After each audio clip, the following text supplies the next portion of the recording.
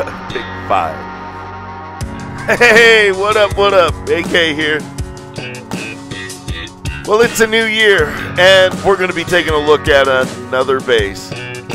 Today, it's the Ibanez TMB 100. Now, I dubbed this bass the Wounded Dove. It's been heavily gigged. It's been damaged. It's dirty. And we're gonna hopefully get this thing back to playability and set a few things right, restring it properly, and condition the neck, and hopefully have a sound demo on this at the end of this video. So if that's something you're interested in, please stick around here on the Broke Single Guitar Show.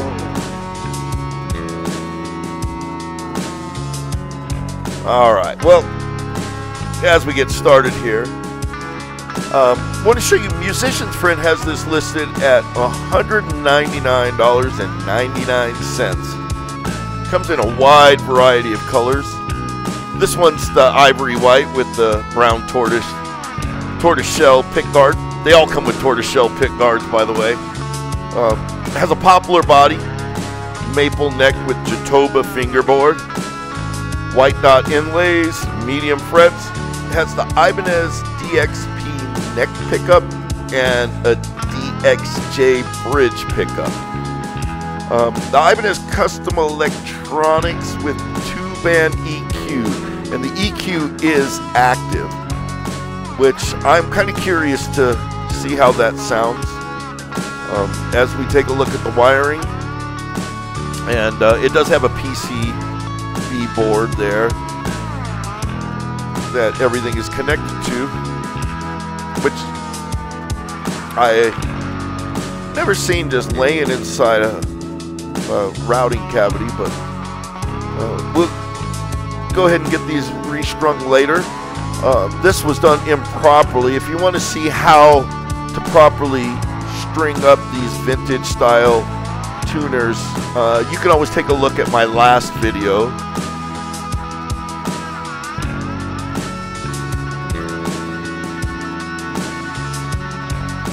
And I'm going to go ahead and take this little PCB board off.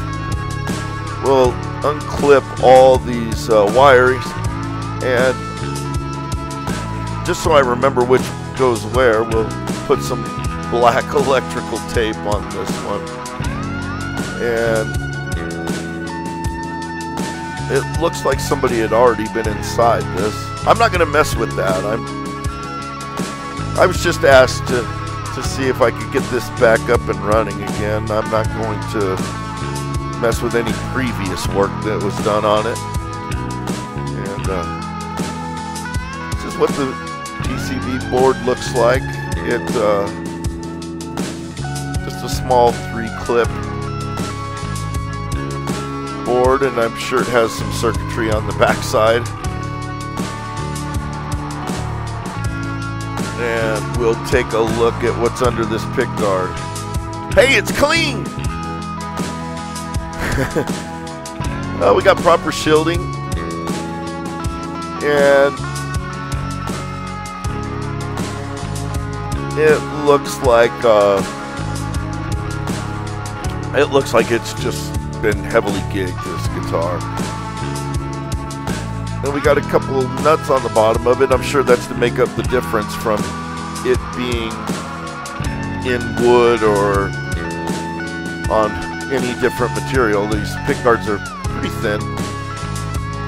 And we have Allen wrench screws to hold on the stacked pot. Now, the top half is a volume and the bottom is the tone. And of course we have plastic underneath the knob, like you'll see on most pickguards. A really clean route, and like I said, it does have black shielding paint inside. Or did I say that? Maybe not, but it does in fact have shielding paint and really clean route. I like to see that. Every now and then you get a guitar that looks like it had an old bit and it was just chewed up, and you know, it's nice to see those little details like that. And a lot of dirt scum on this neck. It's been heavily played and it is dry as dry can be. We're going to condition that in a little bit as we take off the pickups, and we'll see what's under there. First thing I noticed was there's hot glue that's securing the wires to the pickups, but I also like the springs that are embedded inside the spongy rubber piece that raises and lowers the pickup. I think the springs are a nice addition because that'll mean that the sponge will always go back up to the full setting, regardless how tight you tighten it. And we have our ground wire under the bridge, as expected. And just to make a note, there is no shielding paint inside the bridge pickup. And I did use fingernail polish remover to take off the adhesive that was stuck on the body. Basically, it's acetone. You can go to any of your hardware stores and buy a can of acetone and it will work fine. It's the same thing as fingernail polish remover, but if you happen to be one of those rock dudes that paint your fingernails black or whatever color, and you have a bottle of fingernail polish remover around, it's a good way to clean adhesive and gunk off a guitar. But you know, don't take my advice. That's something that I use. It's not recommended by anybody, I guess. I don't know. Leave a comment if there's something better, but you don't want to press too hard. You don't want to rub off the finish off of the body. And we're going to go through my little jar of spare parts. Everybody should have one. And we're going to find some screws to get this bridge volume reset, since it's been busted out. And as you've seen in other videos, I usually just take toothpicks and I stick them in the screw holes with your any popular wood glue, and you'll stick about 2 or 3 of them in there just to make sure that it's all, the cavity's all filled, and give it about 10 minutes to dry, and the screw should be able to grab and hold properly at that point.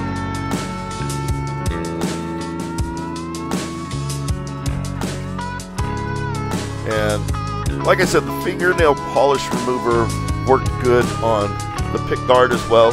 Didn't do any damage. It was probably the easiest on the chrome.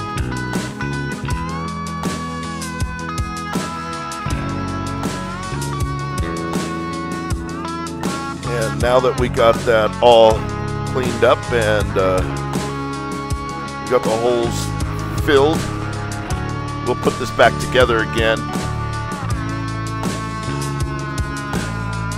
And this is what the circuitry looks like on the bottom side of that little PCB board. Somehow that foam piece just sticks.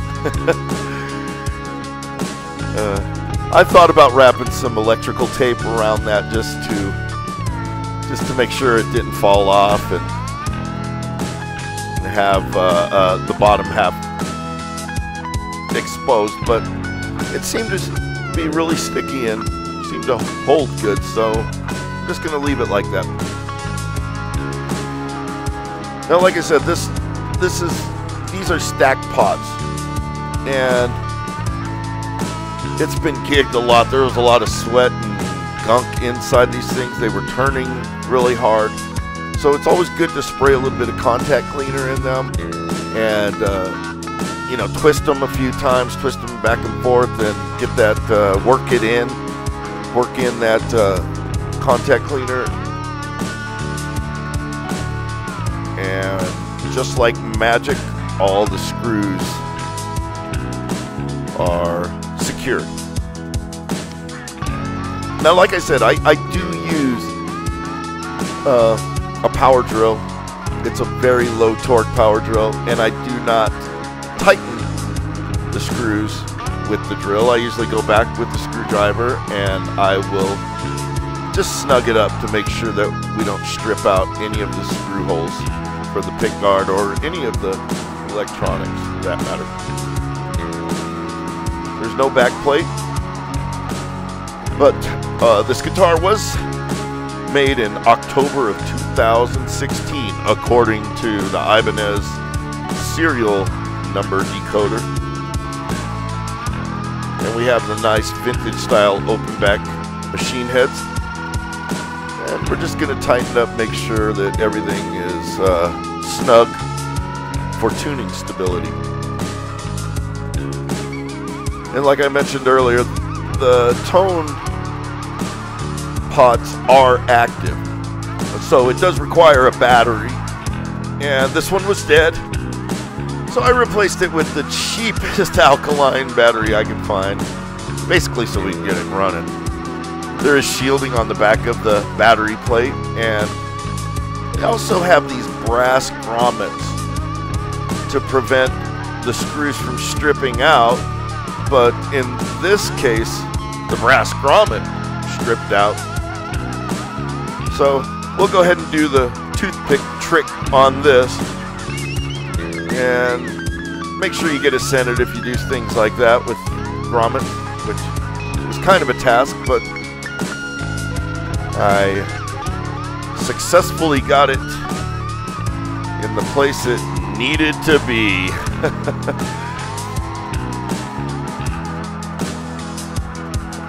And of course, nice little printing there for 9-volt battery inside. And we do have sound coming out. Now I took just a wet rag with a little bit of water and cleaned off some of the dirt that was on the fretboard, and take one of your popular lemon oils and put it on a cotton swab and wipe it in there real good. You can put it on generously, especially if the neck's never been conditioned, which I would almost bet that this had never been conditioned.